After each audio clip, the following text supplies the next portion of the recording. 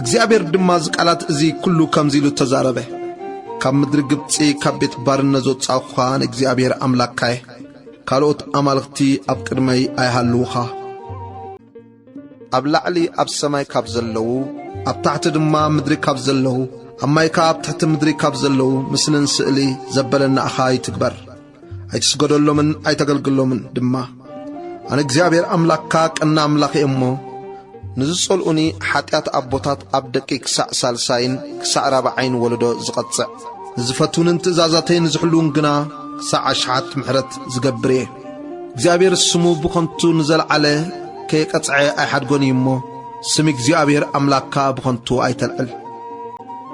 መዓልቲ ሰንበት ክትቀድሳ ዘክር 6 መዓልቲ ዕየ ተግባርካ ኩሉ ግበር እታ ሳብዒቲ መዓልቲ ግና ናይ እግዚአብሔር ኣምላክካ ሰንበት እያ በኣኣ ንስኻን ወድኻን ጓልካን ግዙእኻን ግዝእትኻን ማልካን ኣብ ውሽጢ ደጌታትካ ዝነብር ስደተኛን ገለ እኳ ዕዮ ኣይትዕየ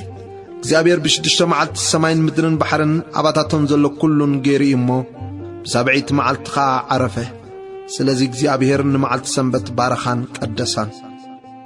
ኣብቲ እግዚአብሔር ኣምላክካ ዝህበካ ምድሪ ዕድሜኻ ምእንቲ ክነውሕሲ ኣቦኻን ኣዴኻን ኣኽብር ኣይትቕተል ኣይትዘሙ